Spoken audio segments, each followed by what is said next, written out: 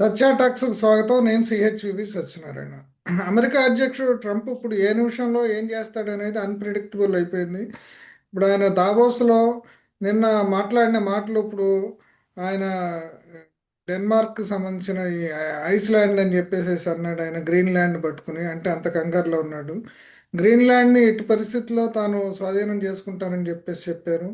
ఇప్పుడు గ్రీన్లాండ్కి సంబంధించి ఇప్పుడు యూరప్ మీద సుంకాలు విధిస్తానని చెప్పిన ట్రంప్ మళ్ళా వెనక్కి తగ్గినట్టు తెలుస్తుంది.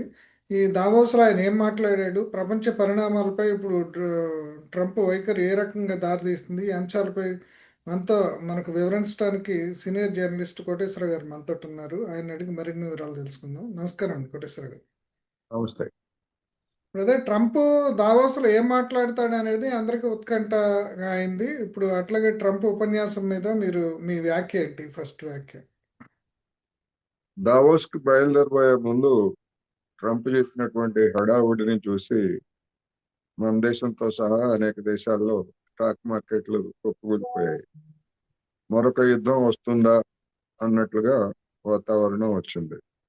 ఎందుకంటే అమెరికా నుంచి ఒక యుద్ధ విమానం గ్రీన్లాండ్ వైపు వచ్చిందనేటువంటి వార్తలు, అదేవిధంగా దానికి ప్రతిగా ఐరోపాలో ఉన్నటువంటి కొన్ని దేశాలకు చెందినటువంటి మిలిటరీ పరిమితంగానే అయినప్పటికీ గ్రీన్లాండ్ లో విన్యాసాలు జరిపేందుకు మిలిటరీని పంపించారు అన్న వార్తలు దానికి ప్రధానమైనటువంటి కారణం. గ్రీన్లాండ్ ను వదులుకునేటువంటి సమస్య లేదు. ఫిబ్రవరి 1 నుంచి 500% వరకు పన్నులు విధిస్తానని చెప్పేసి దవాస్ వెళ్ళబోయే ముందు విమానంలో ఆ, ట్రంప్ చెప్పాడు. కానీ దవాస్ వెళ్ళిన తర్వాత నాటకీయంగా నిన్న ఆ, మార్క్ రోటే అనేటువంటి నాటో జనరల్ సెక్రటరీ తోటి davos లోని చర్చలు జరిపినాడు. ఆ జరిపిన తర్వాత లేదు లేదు, అటువంటి మిలిటరీ చర్య యాక్షన్ ని ఉపసంహరించుకున్నాం, ప్రస్తుతానికి పక్కన పెట్టేశాం. అదే విధంగా పన్నులను కూడా మేము వేయబోవడం లేదు. దాని మీద చర్చించి ఒక ఒప్పందానికి రావడానికి ఒక అంగీకారం కుదిరింది.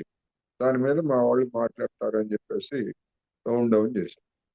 అందువల్ల ఏం మాట్లాడతారు, ఏమి ఒప్పందం ఏం చేసుకుంటారు, ఏమిటి అనేటువంటిది ఇంకా వెల్లడి కావాల్సి ఉంది. ఆ ఒప్పందాన్ని ఐరోపా దేశాలు అంగీకరిస్తాయా, ట్రంప్ షరతులను అంగీకరిస్తాయా లేదా అనేటువంటిది కూడా ఇంకా స్పష్టం కావాల్సి ఉంది. అందుకని తాత్కాలికంగా అలాంటి మిలిటరీ యాక్షన్ తప్పినప్పటికీ ఆ కత్తి ఇంకా వేలాడుతూనే ఉంది. ఎందుకంటే ట్రంప్ రోజుకో మాట మాట్లాడుతున్నందువల్ల రేపు మళ్ళా దవోస్ నుంచి అమెరికా వెళ్ళిన తర్వాత మళ్ళా ఏం మాట్లాడతాడో కూడా తెలియనటువంటి పరిస్థితి ఇవాళ నెలకొంది. ఇప్పుడు గ్రీన్లాండ్ గురించి ట్రంప్ ఎందుకు అంత పట్టుబడుతున్నారు? అంటే అది వ్యూహాత్మకం అని కాసేపు చెప్తున్నాడు. అక్కడ అందరూ చెప్పేది ఏదైనా రేర్ ఎర్త్ మినరల్స్ ఉన్నాయని చెప్పేసి చెప్తున్నారు. అది వ్యూహాత్మకంగా కూడా ఉన్నమాట వాస్తవం.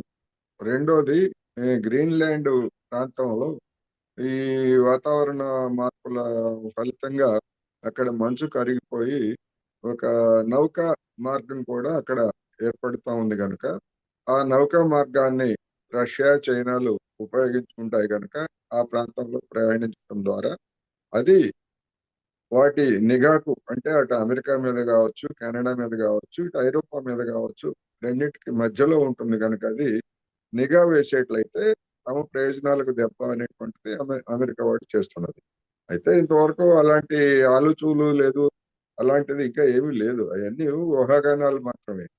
అందుకని ఆ సాకుతోటి ఆ ప్రాంతాన్ని ఆక్రమించుకోవాలనేటువంటిది ఒకటి.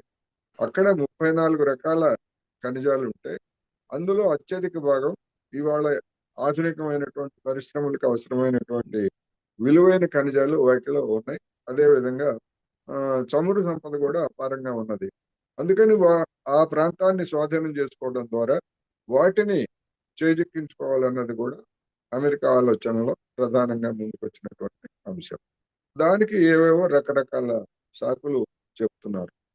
అదే పరిస్థితి ఆమె ఐరోపా దానికి అంగీకరించడానికి సిద్ధంగా లేదు అనేటువంటి ప్రకటనలు లేదా అటువంటి వాతావరణం వచ్చినప్పటికీ అమెరికా ఐరోపాలో కూడా విభేదాలు అనేటువంటివి ఉన్న కారణంగా దాన్ని సొమ్ము చేసుకోవాలని చెప్పేసి ట్రంప్ ప్రయత్నించారు. పంపించాడు. ఇప్పుడు అంటే నాటోలో ఇప్పుడు చీలికలు వచ్చినట్టేనంటారు. అప్పుడు నాటో బలహీనపడింది. రాత్రి కూడా ఆయన చెప్పడం ఏంటంటే నాటోకి నేను చాలా సహాయం చేశాను, చాలా కంట్రిబ్యూట్ చేసింది అమెరికా. అయినా సరే ఇప్పుడు ఇట్లా వీళ్ళెవరు కూడా నాకు కలిసి రావట్లేదని ఆయన కొంచెం బాధ వ్యక్తం చేశారు. అంటే నాటోలో కూడా చీలికలు వచ్చినట్టేనంటారు. నాటో భవిష్యత్తు ఏంటి? నాటోలో చీలికలు అంటే ఇప్పుడు ఉదాహరణకు జర్మనీ ఉంది. జర్మనీ వాడు శుక్రవారం నాడు కొంతమంది సైనికులని పంపించాడు మిగతా దేశాలతో పాటు. ఈ ట్రంప్ బెదిరింపుల నేపథ్యంలో ఆదివారం నాడు మళ్ళా వాళ్ళని వెనక్కి రమ్మని చెప్పేసి జర్మనీ ఆదేశాలు జారీ చేసింది. కానీ అదే జర్మనీ మళ్ళా ఫ్రాన్స్, బ్రిటన్తో కలిసి ఎట్టి పరిస్థితుల్లోనూ గ్రీన్లాండ్ ని అమ్మటం కానీ లేదా అమెరికాకి స్వాధీనం చేయడానికి కానీ మేము అంగీకరించమని చెప్పేసి ప్రకటన చేశారు. అందుకని రెండు కనిపిస్తున్నాయి. ఒక బలహీనత కనిపిస్తా ఉంది. ఒక ప్రకటన కనిపిస్తా ఉంది. ట్రంప్ ఏమనుకుంటున్నాడంటే వీళ్ళు ఇట్లాగే మాట్లాడతారులే, వీళ్ళు చేసేది ఏమీ లేదు అని చెప్పేసి ట్రంప్ భావిస్తున్నాడు. అందుకని దావోస్ లో ఏం జరిగింది, ఎందుకని ఆ నాటో ప్రధాన కార్యదర్శితో మాట్లాడిన తర్వాత ఆ ఒప్పందం ఏమిటి అనేటువంటిది ఇప్పుడు చర్చ. మీడియాలో వచ్చినటువంటి వార్తల ప్రకారం న్యూయార్క్ టైమ్స్ పత్రిక కొన్ని విషయాల్ని రాసింది. ఏమిటి అంటే ఆ, గ్రీన్లాండ్ ని రెండుగా విభజించి కొన్ని ప్రాంతాలు అమెరికాకి సావరెంటీ అంటే పూర్తి సర్వసత్తాక అధికారం కలిగించే విధంగా కొన్ని ప్రాంతాలను అప్పగిస్తారని, ఆ అప్పగించినటువంటి ప్రాంతాల్లో మిలిటరీ బేసెస్ ని అమెరికా నిర్మిస్తుందని ఇట్లా వార్తలు వచ్చాయి. మిగిలినటువంటి ప్రాంతం ఇప్పుడు ఎట్లాగైతే ఉన్నదో స్టేటస్ కో అట్లాగే కొనసాగుతుంది. అంటే రెండుగా చేస్తారు అనేటువంటిది వచ్చింది. మరి ఆ రెండుగా చేసిన దాని మీద ట్రంప్ ఇంకో మాట కూడా అన్నాడు. ఈ ఒప్పందం కనుక కుదిరేట్లయితే అక్కడ ఉన్నటువంటి మినరల్స్ మీద, ఖనిజాల మీద అటు ఐరోపాకి హక్కు వస్తుంది, అమెరికాకి హక్కు వస్తుందని కూడా చెప్పాడు. అంటే అందరూ కలిసి డెన్మార్క్ కి చెందినటువంటి ఆ గ్రీన్లాండ్ లో ఉన్నటువంటి ఆ ఆ విలువైనటువంటి ఆ ప్రాంతాన్ని ఐరోపాలోని ధనిక దేశాలు, అదేవిధంగా అమెరికా పంచుకోవడానికి ఏమైనా కుమ్మక్కయ్యాయా అనేటువంటి ప్రశ్న కూడా అంటే ఇక్కడ తలెత్తుతాం. ట్రంప్ ఇటీవల వెనుజులాను ఆక్రమించాడు. ఇప్పుడు అట్లాగే ఇప్పుడు ఈ గ్రీన్లాండ్కి సంబంధించి కూడా అప్పుడు మీరు చెప్పినట్టు కొన్ని ఒప్పందాలు పంచుకోవటం అనేది జరుగుతుంది. అట్లాగే కెనడాని కూడా మేము స్వాధీనం చేసుకుంటాం, ఇంకో 51వ స్టేట్ కింద కలుపుకుంటాం అంటున్నారు. అట్లా క్యూబా సంగతి కూడా చూస్తానంటున్నాడు. అంటే ఈ రకమైన వలసవాదం మళ్ళీ తిరిగి వస్తుంది అని చెప్పేసి చెప్తున్నారు. అంటే కొత్త రూపంలో వలసవాదం ఇప్పుడు వలసవాదం, సామ్రాజ్యవాదం ఇవన్నీ కూడా కొత్త రూపంలో వస్తుంది అంటున్నారు. దీని మీద మీ వ్యాఖ్య ఏంటి? కొత్త రూపం అంటే రెండో ప్రపంచానికి ముందు భౌతికంగా దేశాలను ఆక్రమించుకోవడం అనేటువంటిది మనకు తెలిసినటువంటి వలసవాదం.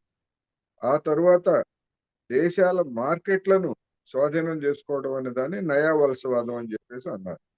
ఇప్పుడు మళ్ళా పూర్వపు పద్ధతుల్లోనే దేశాలను, ప్రాంతాలను భౌతికంగా స్వాధీనం చేసుకోవడానికి ఇప్పుడు ట్రంప్ ప్రయత్నిస్తున్నట్టుగా గ్రీన్లాండ్ విషయంలోను, అదేవిధంగా ఆ మన మారిషస్ దగ్గర ఉన్నటువంటి డిగో గార్షియన్ దీవుల అవును. విషయంలో కూడా లేదు లేదు అవి మాకు కావాల్సిందే అని చెప్పేసి ట్రంప్ నిన్న మొన్న మాట్లాడుతున్నారు.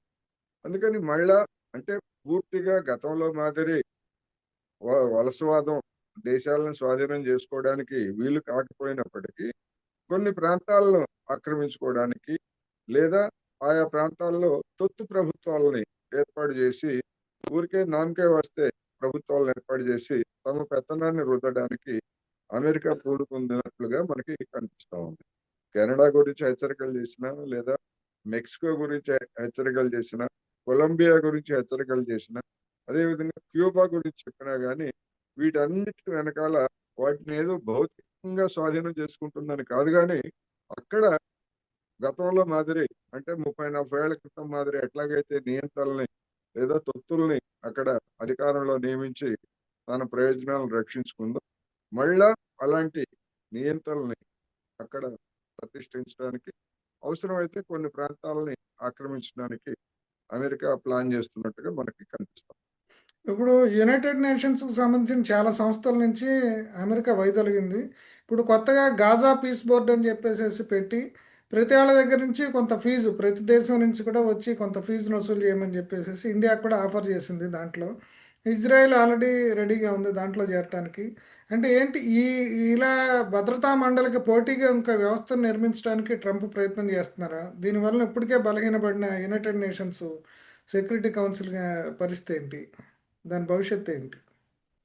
ఐక్యరాజ్య సమితితో ప్రమేయం ఉన్నటువంటి సంస్థలు కానివ్వండి, లేదా దానికి వెలుపల ఉన్నటువంటి IMF, ప్రపంచ బ్యాంకు, ప్రపంచ వాణిజ్య సంస్థ, ఇట్లాంటి సంస్థలన్నింటిలో కూడా అమెరికా చేరింది.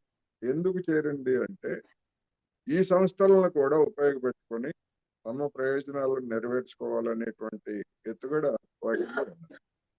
అందుకని ఓవర్ ఏ పీరియడ్ గడిచినటువంటి 80 సంవత్సరాల్లో అమెరికాకి వచ్చినటువంటి అనుభవం కానీ, లేదా మిగతా దేశాలు గ్రహించినటువంటి దాన్ని కానీ, కొన్ని సంస్థల్లో చేరినందువల్ల అమెరికాకి వచ్చేటువంటి లాభం ఏమీ లేదు. అందువల్ల మాకు లాభం లేనటువంటి సంస్థలు మేము కొనసాగి మా మా పెట్టుబడులు లేదా మా నిధులు వాటికి ఎందుకు ఇవ్వాలి అనేటువంటిది ట్రంప్ గతంలోనే చెప్పాడు. ప్రపంచ ఆరోగ్య సంస్థ గురించి కావచ్చు, లేదా ఇంకొక దాని గురించి కావచ్చు. అవును. అందుకని మాకు లాభం లేనటువంటి సంస్థల్లో మేము ఉండాల్సినటువంటి అవసరం ఏముంది? దానిలో భాగంగానే అనేక సంస్థల నుంచి ఉపసంహరించుకున్నట్టుగా చెప్పాడు. అంటే ఇప్పుడు శాంతి గాజా గురించి చెప్పండి. చెప్తున్నటువంటి దానిలో ఏంటంటే, గాజాను కూడా మళ్ళా ఆక్రమించుకోవడానికి ఎట్లాగైతే పాలస్తీనా ప్రభుత్వాన్ని ఏర్పాటు చేయకుండా ఎట్లయితే అడ్డుకుంటున్నారు, గాజాను ఒక ప్రత్యేక పాలిత ప్రాంతంగా మార్చి దాన్ని కూడా పాలస్తీనాలో భాగంగా చేయకుండా ఒక అదొక మరి సరికొత్త విశ్వామిత్ర సృష్టిలాగా దాన్ని అదే కూడా చేసి రియల్ ఎస్టేట్ డెవలప్ చేయాలని చెప్పేసి ఇక అనుకుంటున్నట్టు. అవును, రియల్ ఎస్టేట్ అన్నాడు, లేకపోతే విహార కేంద్రం అని చెప్పాడు, ఇటు రకరకాలుగా చెప్పాడు. మొత్తం మీద ఏంటంటే దాన్ని పాలస్తీనా ప్రాంతంలో, పాలస్తీనా దేశంలో ఆ ప్రాంతాన్ని లేకుండా చేయాలి. ఎందుకు ఎందుకు దాని వెనకాల ఉన్నటువంటి ఉద్దేశం ఏంటంటే, ఇప్పుడు పాలస్తీనా 2 ముక్కలుగా ఉంది, మధ్యలో ఇజ్రాయెల్ ఉంది. అటువైపు ఇటువైపు నుంచి ఏదైనా దాడులు చేసేట్లయితే ఇజ్రాయెల్ ఇరకాటంలో అందుకని ఒకవైపు ఉన్నటువంటి ముక్కని లేకుండా చేసేట్లయితే ఇంకా ఇజ్రాయెల్కి ఒకవైపునే వెస్ట్ బ్యాంక్ ప్రాంతం నుంచే ఏదైనా సమస్యలు ఉంటాయి. అందువల్ల గాజా నుంచి అటువంటి సమస్యలు ఉండవు కనుక ఒక దీర్ఘకాలికమైనటువంటి ఒక కుట్రలో భాగంగానే ఈ పని చేస్తున్నట్టుగా కనిపిస్తాము. దానిలో మీరు కూడా భాగస్వాములు కండి అని చెప్పేసి భారత్ను కూడా ఆహ్వానించింది. దీనికి సంబంధించి మరి ఫైనల్ గా ఏం చేస్తారు ఏమిటనేటువంటిది మనం చూడాల్సింది. ఒకవేళ అలాంటి దానిలో కనుక చేరేట్లయితే అమెరికా పాపంలో భారత్ కూడా పాలు పంచుకున్నట్టుగానే మనం చెప్పాల్సి వస్తుంది. అదే అండి. ఇప్పుడు నిన్న ఇంకొకటి కొసమెరుపు ఏంటంటే, ఇప్పుడు ఈ వాణిజ్య ఒప్పందానికి సంబంధించి ఒక విలేకరు అడిగిన ప్రశ్నకి ఆయన ఏదో పాజిటివ్గా స్పందించినట్టు చెప్తున్నారు. నిజమేనా అది? ఇండియా పాజిటివ్ గా అంటే ఇండియా అమెరికాకి ఇండియాతో అనుకూలంగా ఉంటే అది పాజిటివ్ అనుకోవాలి. అదండి. అది అమెరికాకి అనుకూలం అయితే మనకి, అది అమెరికాకి పాజిటివ్ అయితే మనకి నెగిటివ్ అవుతుంది. అదండి. అదే కదా సమస్య. నిన్న కొంత అమెరికా తన శక్తులు సాఫ్ట్ గా ఉంటాం అన్నట్టుగా మాట్లాడారని చెప్పేసి అంటున్నారు మనీ కంట్రోల్ విలేకరు. సాఫ్ట్ గా ఉంటామంటే ఇంకా మరి ఇంతకాలం ఎందుకు లేరు? అది కూడా ప్రశ్న కదా. అదే ఇంతకాలం తమ యొక్క షరతుల్ని, తమ వస్తువుల్ని భారత్ మార్కెట్ లో డంప్ చేయడానికే కదా పట్టుబడతా ఉంది. ఇప్పుడు అదే కాదు, నరేంద్ర మోడీ గారు అధికారానికి వచ్చినప్పుడు కాదు, ఇది మన్మోహన్ సింగ్ హయాం నుంచి జరుగుతున్నటువంటి చర్చలు.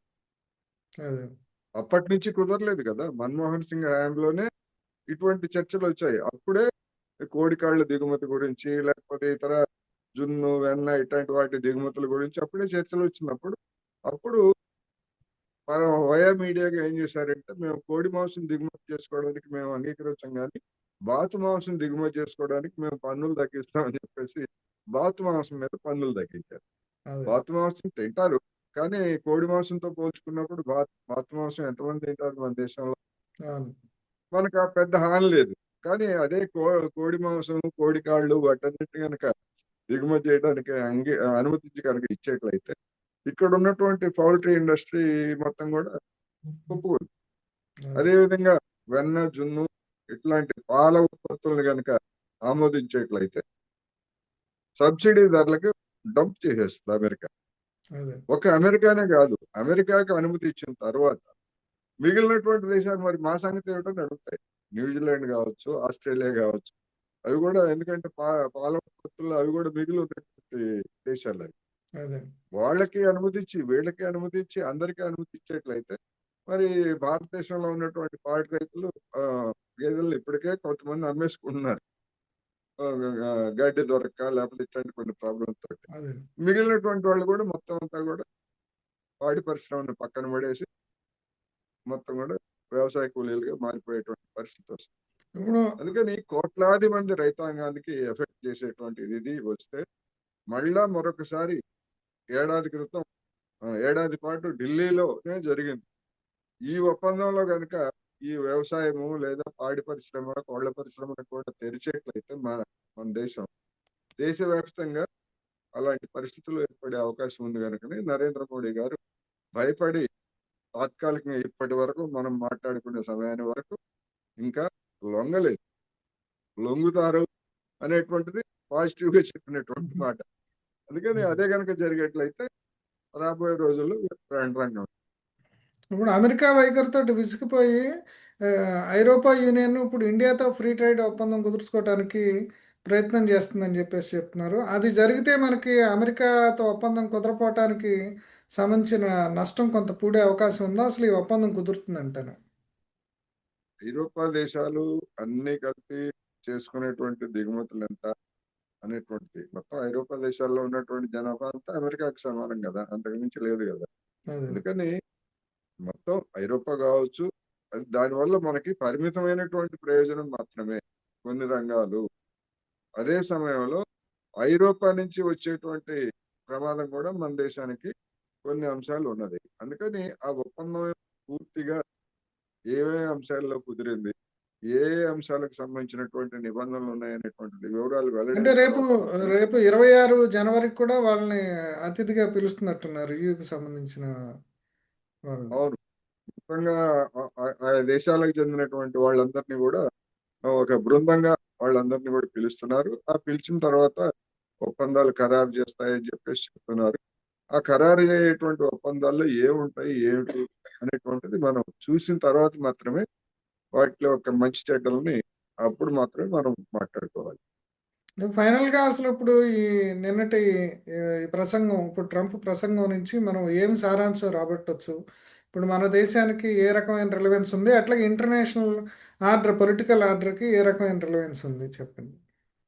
ఇప్పుడు గడిచినటువంటి ఈ 2-3 వారాల్లో జరిగినటువంటి పరిణామాలు అంటే వెనిజులా, ఇరాన్, ఈ 2 పరిణామాల విషయంలో భారతదేశం మౌనం అనేటువంటిది అనేక మందిని అనుమానించేట్టుగా చేస్తా ఉంది.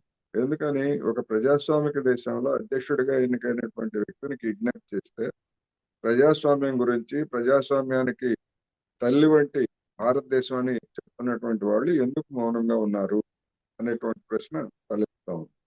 రెండోది, ఇరాన్లో తలెత్తినటువంటి ఆందోళనలు అవి అంతర్గతమైనటువంటి సమస్యలు. అలాంటి ఆందోళనలు అనేక దేశాల్లో జరిగాయి.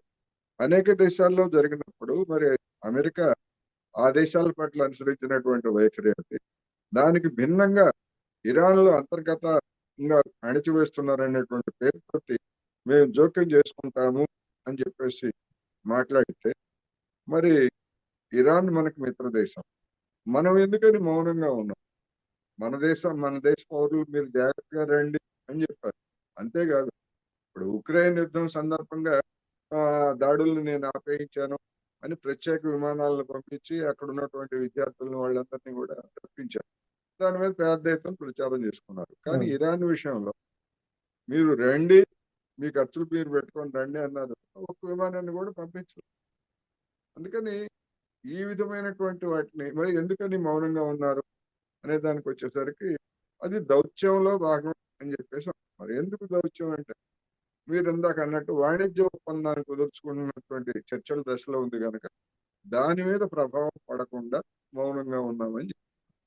మరి అంతర్జాతీయంగా మేము భారతదేశాన్ని అంతర్జాతీయ గురువు లేకపోతే ఆ, వర్ధమాన దేశాలకి నాయకురాలు అని చెప్పుకుంటున్నటువంటిది ఈ విధమైనటువంటి లొంగుబాటు వైఖరి ఉంటే మన వైపు ఎట్లా చెప్తారు ఎవరైనా?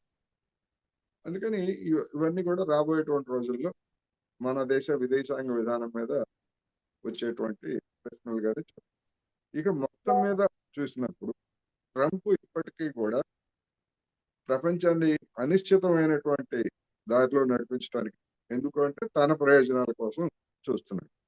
అందుకని ఇవన్నీ ఒక విధంగా ఆందోళన కలిగించేటువంటి అంశాలు. చూడండి, గ్రీన్లాండ్ అనేటువంటిది ఒక చిన్నది. యుద్ధం జరిగితే ఎన్ని జరుగుతుంది? ఒకవేళ జరిగేట్లయితే కొన్ని గంటలు కూడా జరగదు. అదే అయినా కానీ మన స్టాక్ మార్కెట్ కుప్పకూలిపోయి దాదాపు 1000 పాయింట్లు పడిపోయి కొన్ని లక్షల కోట్లు ఆవిరైపోయి అదే 2 రోజుల పాటు. ఇరాన్ మీద కూడా అంతే. అంటే మన యొక్క ఆర్థిక వ్యవస్థ ఎంత బలహీనంగా ఉందో, అక్కడెక్కడో ఒక చిన్న గాలికి ఆకు వణికినా గానీ ఇక్కడ మన మొత్తం శరీరం అంతా కూడా వణికిపోతున్నట్టుగా ఉంది. ఇది చాలా ప్రమాదకరమైనటువంటి పరిస్థితి అని చెప్పాలి. దీనికి రెమెడీ ఏంటంటారు? ఫైనల్గా చెప్పండి. దీనికి రెమెడీ అంటే ఇమ్మీడియట్ గా మనం ఇన్స్టంట్ గా చెప్పడానికి రెమెడీ ఏమి లేదు. America America అడ్డగోలుతనాన్ని అడ్డుకోవాలి. అడ్డుకోవాలంటే అనేక దేశాల మధ్య ఉన్నటువంటి విభేదాలు కావచ్చు, లేదా ప్రయోజనాలు కావచ్చు, ఇట్లాంటి రకరకాల అంశాలు ఉన్నాయి. అందుకని వాటన్నింటికి ఒక కొలిక్కి రావాలంటే, ఇప్పుడు ఉదాహరణకు హిట్లర్ ప్రపంచాన్ని ఆక్రమించుకోవడానికి ప్రయత్నించినప్పుడు, మరి ఆ తరువాత కాలంలో హిట్లర్ని వ్యతిరేకించినటువంటి దేశాలన్నీ మొదట్లో ఐక్యంగా లేవు. అనివార్యమైనటువంటి పరిస్థితుల్లో మాత్రమే ఐక్యమై తర్వాత అమెరికా కావచ్చు, సోవియట్ యూనియన్ కావచ్చు, మిగిలినటువంటి దేశాలన్నీ కూడా చేతులు కలిపి ఆ హిట్లర్ అనేటువంటి భూతాన్ని అంతం చేశారు.